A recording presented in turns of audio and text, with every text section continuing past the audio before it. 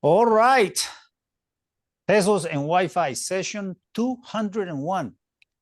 You guys, Ubiquiti is with us today. We had a spectacular week last week at a mobility field day in Silicon Valley. How's that for you guys? Craig and Andrew here from Ubiquiti. How's it going? Oh, Good. it was great. It was great. I think we were both newer to the Silicon Valley area. How's life after MFD?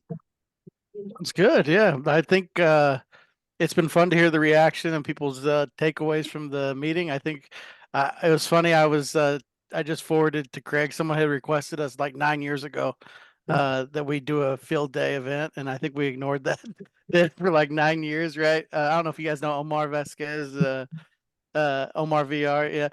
But he had requested that we do that, and so just going through and hearing from some people that I hadn't been in touch with for a while, just glad to see that we finally did it. I think that was really some really good And feedback, and we're just happy to be able to finally make time to do this. Yeah.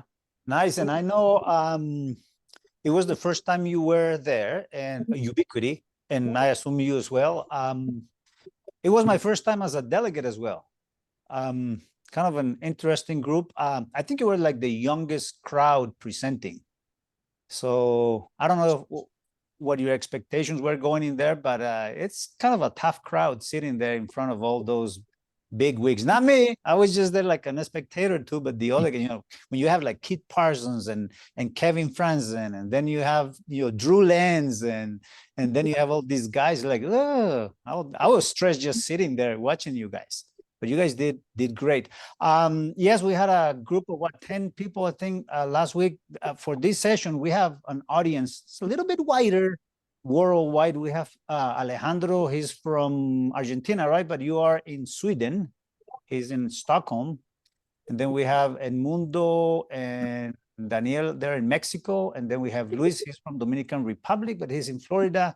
Zach Conder. He's here in Utah as well. Adrián Granados, who doesn't know Adrián Granados? He's from Costa Rica, pura vida.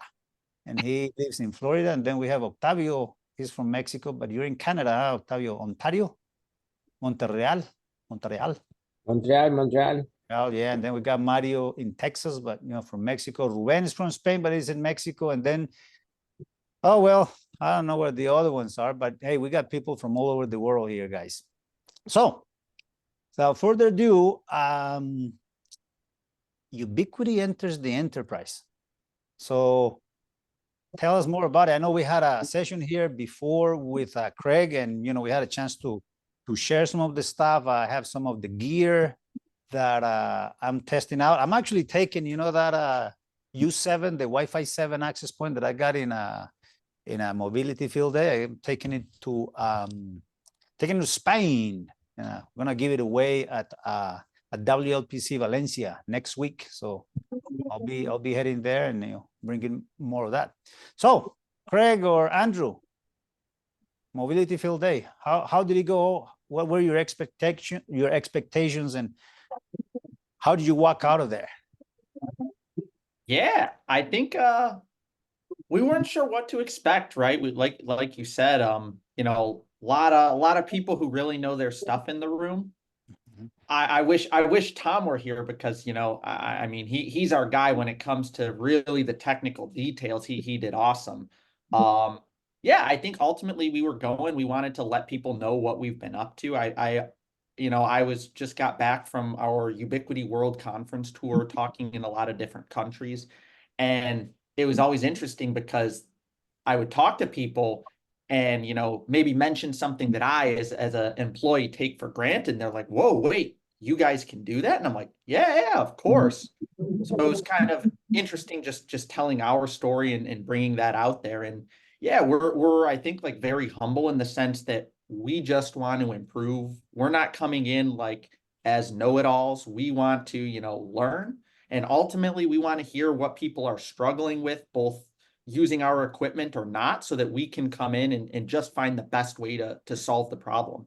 That's ultimately what we want. Everything we do. And coming from your world tour, it looks like you were like literally all over the world, huh? Yeah, so it was a two week tour. We did London on a Monday, Munich on Wednesday, Stockholm on Friday. Next Monday was Dubai, Tuesday was Singapore, and then Thursday was Australia. Okay. And then you come to Silicon Valley and then meet the toughest crowd in there. Now, Ubiquiti has been known for being a brand that, kind of like point to point, they do have you have a reputation there. I've used them, for the longest time. And yes, you've had also home and small office products, but now adding the word enterprise to Ubiquiti, I'm sure a lot of people was kind of like caught by surprise by that. But how is that new journey starting for you guys? Because I'm sure this is not an easy arena to come and play, huh? Yeah, I mean, I'd say, I've been at Ubiquiti for starting in like 2014, 2015, something like that. And so seeing the full shift, I mean, that was when Unify was still a new product line, right? So we were very much at that time known for our wireless because of the outdoor wireless that you mentioned. And then we just started kind of getting a foothold in the wireless, in the wireless LAN space, and that was kind of that was a big step for us. But we're just starting, like with switching and with our routing platform. We only had one product back in the day, the security gateway, Unified Security Gateway, and it was fine for its time, but obviously needed a lot of improvements so we ever considered ourselves enterprise. And so I'll just say that it's taken a lot of work and effort to get to this point, and really, I think what's defined our journey has been customer feedback. Like we've listened, I can't tell you how many hundreds, maybe thousands of posts I've read on Reddit, Facebook, all these different places where people are talking about, is Ubiquiti suitable for enterprise? Is Unify suitable for enterprise space? And we heard all of those threads. We read them all. We've seen what people say is missing, and I've been on the side of speaking up for those features for a long time, and have been really wanting to see some of these things get added to the products. And I'm sure that all that feedback and the world tour, talking to people and kind of listening what they have to say also helps you. Mobility Field Day, first time there. Do you feel that it helps you get the feedback from these guys, and what's kind of like the outcome of walking out of a field day? How is that gonna shape your moving forward in this field?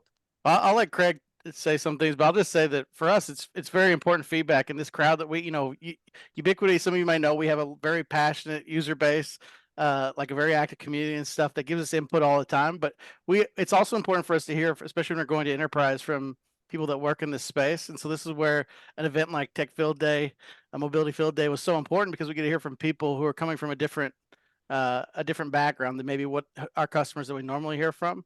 And so for us, it's really important to get that feedback. And I've considered like this crowd as being someone that we needed to hear from for a long time.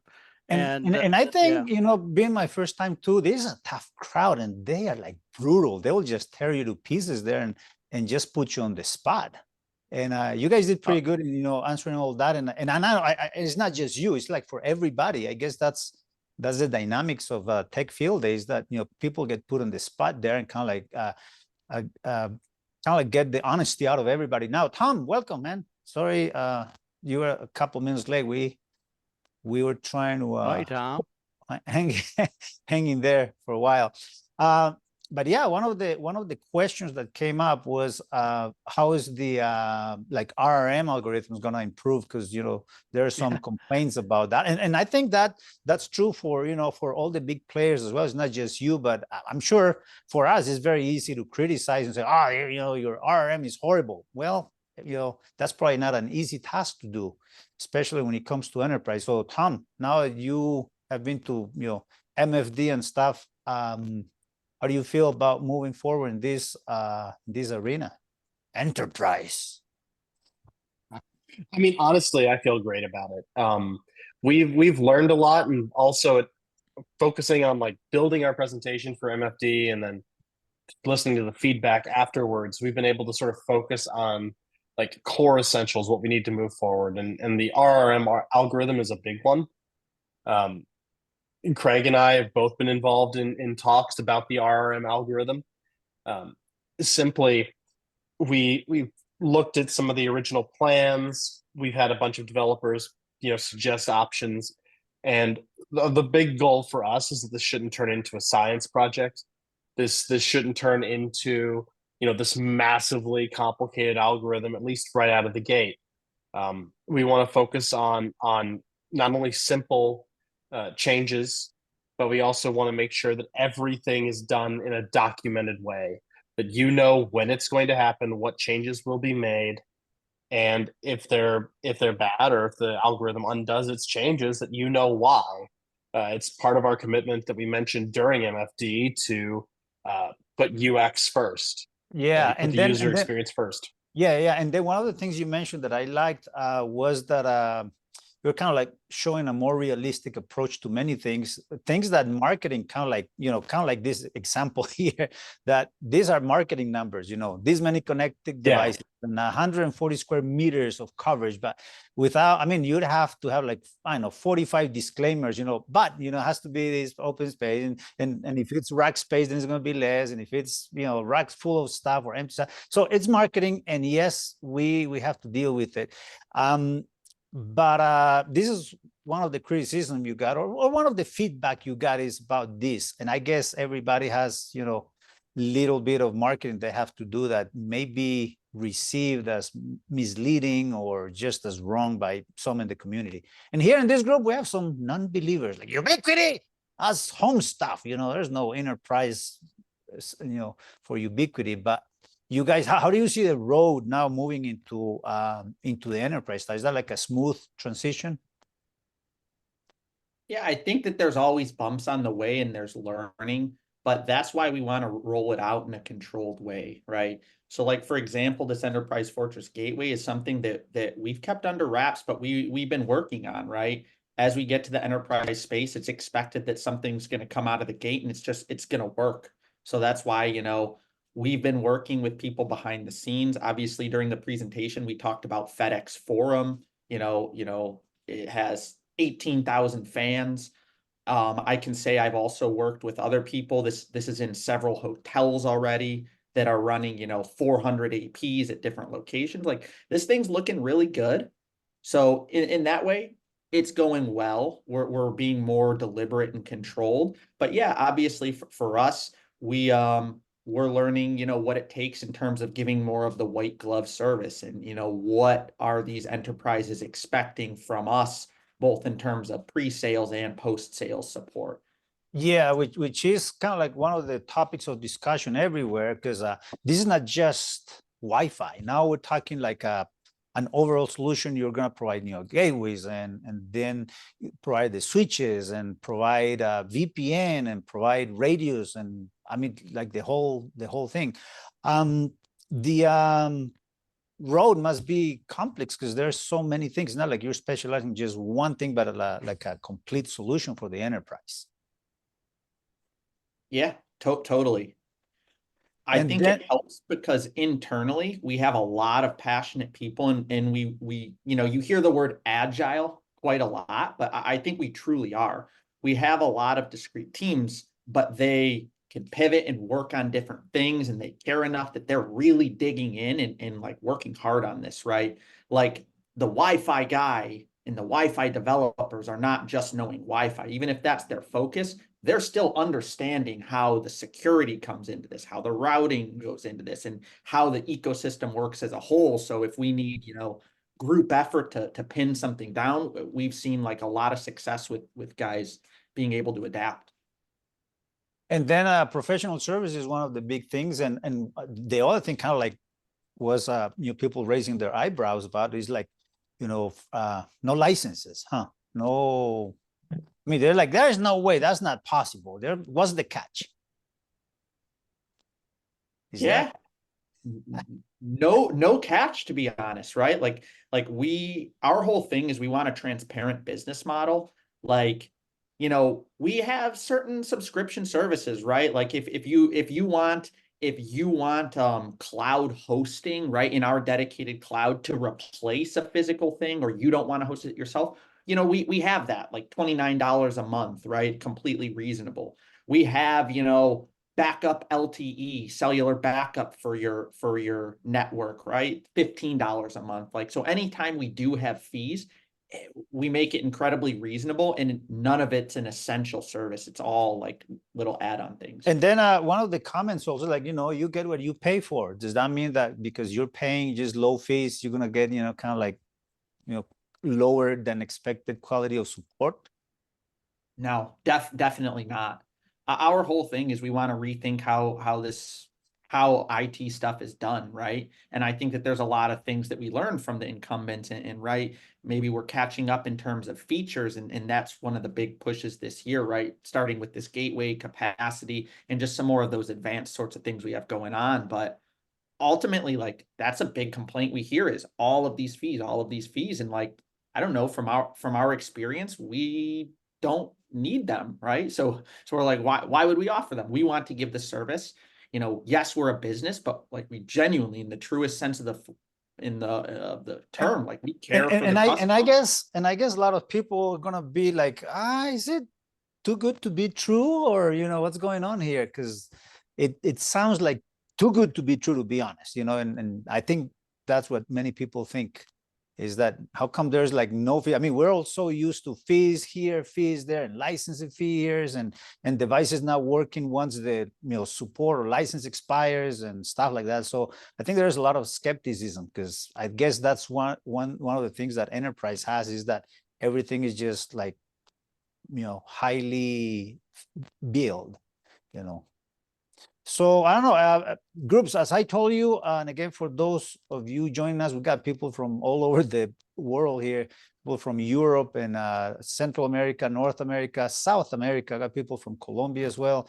Any questions? I don't know anybody here, one of the guys that I haven't seen the other sessions. Wi-Fi 7, I guess that was the other big topic during the mobility field day, because as it was talked about, yes, there's a lot of like cool things there, but there are just a few things. Tom, what do you think about Wi-Fi 7, and what's your approach? I mean, I really think that we're doing the right thing here by focusing on two things, really. Number one is focusing on sort of low latency QoS focused networks, because that's what I think the powerful feature is. And two, I think that we're doing the right thing here by not telling this huge bandwidth story, whether it's like multi-link, multi-radio with MLO, whether it's, a lot more acronyms now, huh? A lot of acronyms. Oh yeah, like, all over the place. Yeah. Not tooting our horn about like 496 QAM. Like, there's no need to go into that at all. And I guess especially we're talking about enterprise, I guess the benefits in here are going to be limited. And for what I perceive, the multi-link operation is going to be one of the benefits of the enterprise. But I mean, who wants to do a 320 megahertz wide channel on enterprise? Like, yeah, we barely want to do 80. So I guess that's a lot of marketing that we have to train our users on that aspect.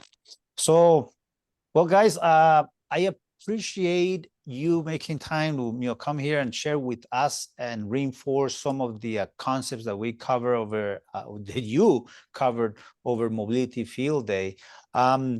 Anything that you guys want to add? I mean, there's been plenty. We've talked about it previously. As I mentioned, Craig, spent a full hour once before with us, kind of like sharing what you have and sharing the interface and stuff. So anything else for the audience? I would just say that I think, Tom, watch the part about Tom's presentation where he talks about Wi-Fi 7. I think business-wise, our Wi-Fi 7 platform is really interestingly positioned. Like, we are the most affordable option on the market, and it's turning a lot of heads because of how it's priced. And I think that kind of summarizes kind of like you mentioned, is it too good to be true? These types of things, but our whole focus is really about democratizing the technology and making it available for everyone. And that's part of why we have such a rabid, intense user base, because they have the experience of trying our product out. It works well, and they're very enthusiastic about it. So with our pricing that we have with the U7 Pros, and with, this is a 2.5 gig Ethernet uplink AP, and with our switches that are required to, that can provide 2.5 gig, it's very affordable, and you can future proof for just a very low cost. And so I think that's part of you mentioned the reasons why people don't want to upgrade to Wi-Fi 7. A lot of that's informed by the price. If it was affordable enough, why not do it, right? And I think that's the difference with Unify's approach, is that we're trying to make it price accessible, while still having the technical complexity and the features that Tom mentioned in his presentation. And I'm really impressed with the engineering here. But I think that's just a key point, is that if everything was affordable, then why not upgrade and enjoy some added benefits, improve latency, some of the other benefits Tom talks about. So to me, that's a very important thing. And I think this is a good example of our strategy and why Unify is worth considering, because it changes the dynamic when you can upgrade to a Wi-Fi 7 for just that low affordable price. Yeah, Absolutely. And looks like you also have, cameras, door access, and I mean, I guess one of the things that you probably didn't talk much about is the MDU space. I know at Wi-Fi Now, there was plenty that was talked about it, but there's a whole market out there that I think surpasses the enterprise market when it comes to MDUs, the way, they're being built all over the place, and the need for just like a comprehensive solution for your house, for your security cameras, for your door access, for smoke detectors and all that other stuff that needs to be plugged into the IoT space. So in the IoT space, you guys cover all of that as well? Yeah, so we're working on some more stuff like in the IoT, but yeah, we definitely like support it, and this has been a big area too where we've been adding functionality to, like even our switches. I think for a while we weren't exposing certain things. We were seeing, complaints about audio video, things like the IGMP querier, the fast leave intervals. So that's some other stuff where we heard feedback and we're like, well, hey, wait, this isn't working out. Let's fix this, get it improved. Sweet. Well, really looking forward to what Ubiquiti's got, coming for the industry. I think the industry needs crazy people like you, because people think you're crazy. Like, how is this possible? There's something weird about this. And who was it? Steve Jobs, who said, those who are crazy enough to think they can change the world, those are the ones who do, or something like that. And let me mute. Here we go. Let me mute Ricker there. But yeah, I guess this sounds crazy, and I guess sometimes you need a little bit of crazy to kind of change the world, huh? Just crazy enough to work, Exactly. Yeah. All right.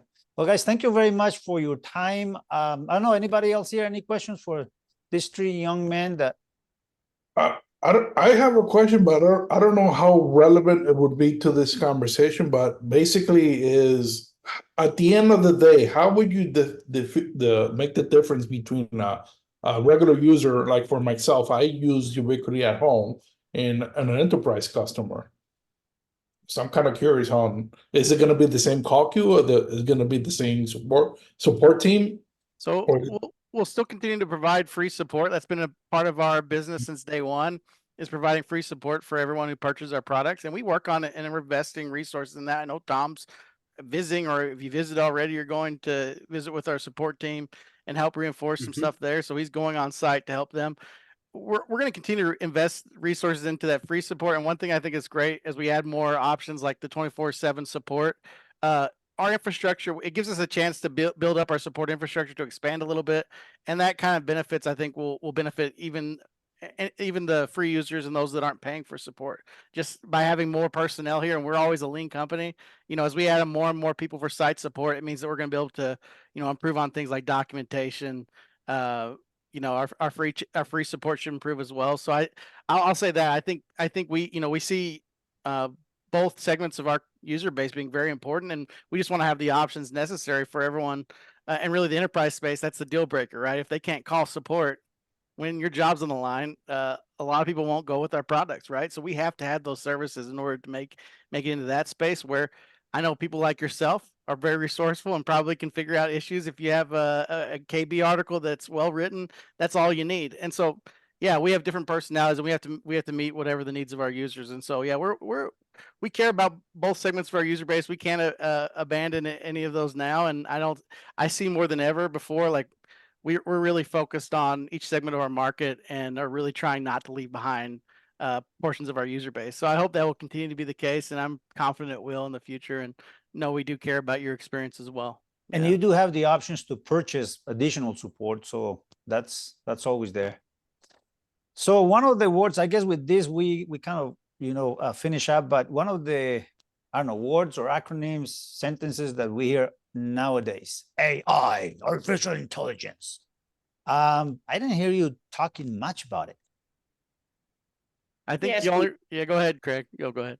Yeah, I was gonna say, like we do have some stuff in the pipeline. I think that it's not something that we necessarily want to like flaunt around or just throw it, because I do think that it's been way overused.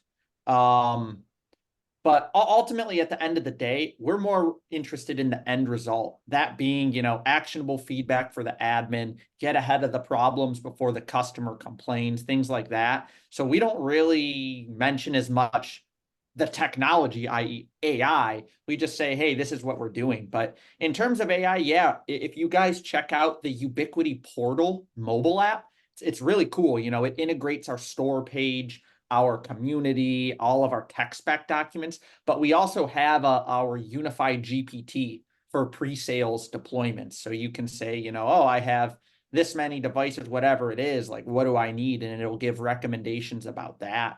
Or like a planning tool, huh? Exactly. You can actually see it on design.ui.com as well. Hey, let's go there right now. Design that We have UI. that, and we're constantly, doing some iterations of that, so it's just better and better and better, and it can field more questions. On the post-sales side, you should see in the next couple weeks, we're gonna have some nice help, where you can type in some questions and it'll give you, step-by-steps on how to address things from the settings. It'll give the most relevant articles. You can kind of think of it as a power search, right? Talk to the unified GPT instead of, manually searching for articles. And at the top, you can click the GPT there. Right here. Exactly. Oh, perfect. Yeah, but this tool's cool. You can upload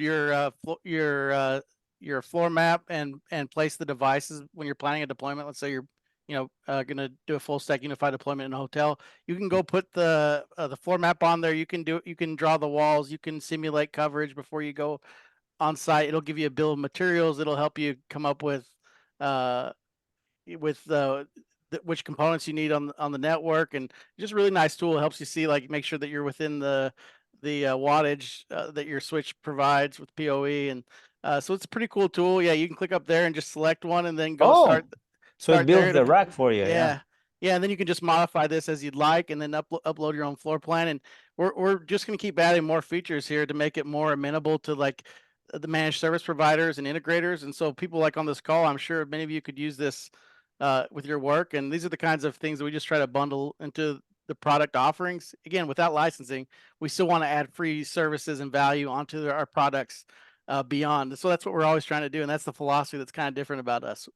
What can we add on to make your job easier? That's what we're always looking at and thinking Well, about. we always like easy, that's helpful. Well, gentlemen, I guess with this we come to the end of this session Right. 201. Mario, what you I got? have a question for the guys. Yes, sir. Hey guys, about the self hosting on the managed on the enterprise level. Are you going to still allowing that on the enterprise level equipment? Yeah, so the Enterprise Fortress Gateway, it's got the control plane built in, but we have a comparable model that you'll be able to, self-host yourself. Nice. Well, I was wondering if you are going to push everybody to use your dashboard or something, but it's great to hear that everybody can get the self-hosting server. That's Totally. cool. Yeah.